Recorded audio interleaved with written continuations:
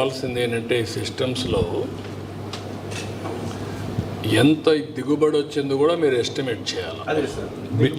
Not only నువ్వు agriculture కమిషనర్గా చెప్తున్నా, మీ పని ఏంటంటే దిగుబడి ఎంత వస్తుంది, ఆయన దగ్గర దిగుబడి ఎంత వచ్చింది, ఇంకొకరిది ఎంత వచ్చింది, ఈయనది ఎక్కువ వస్తే బెస్ట్ ప్రాక్టీసెస్ ఏమేం చేశాడు, దెన్ ఎట్లా మీరు ఎన్హాన్స్ చేయగలుగుతారు ప్రొడక్షన్ అండ్ ప్రొడక్టివిటీ. మీరు కండిషను 35 బ్యాగ్స్ 40 బ్యాగ్స్ అనేది మాల్ ప్రాక్టీస్ చేయకుండా వేరే వాళ్ళు చమ్మకుండా పెట్టుకున్నాం. కానీ ఇక్కడ ఇష్యూ ఏంటంటే ఎంత దిగుబడి అయితే అంత తీసుకోవాలి మీరు. Be clear, that is the one. ఇది రెండోది, ఈ పోర్టల్లో మీరు చేయాల్సింది ఏంటంటే వెరైటీ అవన్నీ పెట్టారు, ఆ వెరైటీ కూడా నెక్స్ట్ ఫేజ్లో మనుషులు కన్జ్యూమ్ చేసే వెరైటీనే ఉండాలి. వెరైటీస్ చేంజ్ కూడా ఇప్పటి నుంచి వర్కౌట్ చేసుకోవాలి మీరు. వన్స్ అది వర్కౌట్ చేస్తే మనకు క్లారిటీ వస్తుంది, ఇప్పటి నుంచి ప్లాన్ చేయడం. మూడోది, ఈ చిన్న చిన్న కాలమ్స్లో మీరు నాకు అక్కడ ఎంత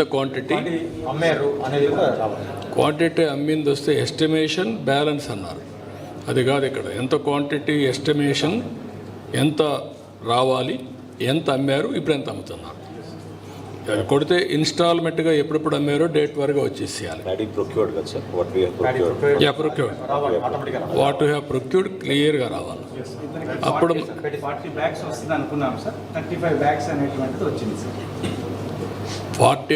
వస్తుందని, what is the average yield as on today? రాష్ట్రంలో మీరు 3 లక్షల మంది దగ్గర ప్రొక్యూర్ చేశారు. 3 లక్షల మంది దగ్గర ప్రొక్యూర్ చేసినాక యావరేజ్ ఈల్డ్ ఎంత వచ్చింది? 2.67 వచ్చింది sir, average turns per hectare. అంటే ఎన్ని 2.67 metric tons per hectare sir, per hectare 2.68. అంటే 26.7.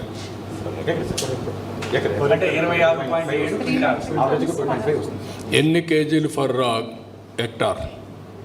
మీరు ఏమైనా లాస్ట్ ఇయర్కి హిస్టారికల్గా పెరిగారా తగ్గారా అని అడుగుతున్నా సిస్టంలో.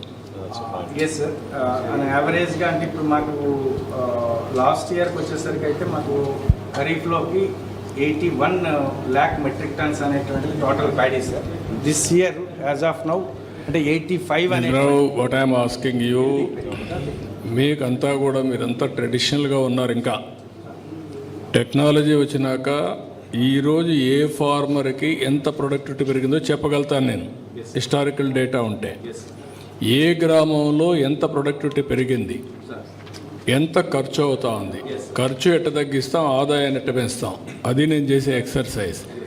మీరు ఇంకా ట్రెడిషనల్గా ఊహించుకుంటున్నాం అవి కాదు, ఫిగర్స్ ఉన్నాయి మీ దగ్గర. You have to prepare that type of analytics in the system it self. అది చేయకుండా మీరు ఇప్పుడు ఆయన లాస్ట్ టైం కంటే ఈ ఇయర్ మెషన్స్ వల్ల స్టాండింగ్ క్రాప్ ఉంది, ఈజీగా కట్ చేశారు, కొంత దిగుబడి పెరిగింది, 5-6 బస్తాలు పెరిగింది, అంతేనా? 5-6 కట్టలు పెరిగింది. 5-6 కట్టలు పెరిగినాక మీ బాధ్యత ఏంటి?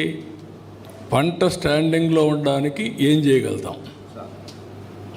This is where backward integration you have to work it out with best practice అని తీసుకొని రైతుకు లాభం వచ్చే పని ఏం చేయగలుగుతాం మనం. ఆ ఎక్సర్సైజ్ చేయకపోతే ఎంత యూరియా వేసారు, ఎంత ఫెర్టిలైజర్ వేసారు, అవి కూడా బ్యాక్వర్డ్ ఇంటిగ్రేషన్ జరగాలి. ఇవన్నీ ఇంటిగ్రేషన్ జరిగినప్పుడు మీకు బెస్ట్ ప్రాక్టీస్ వస్తే రైతుకు మేలు జరిగే పరిస్థితి రావాలి.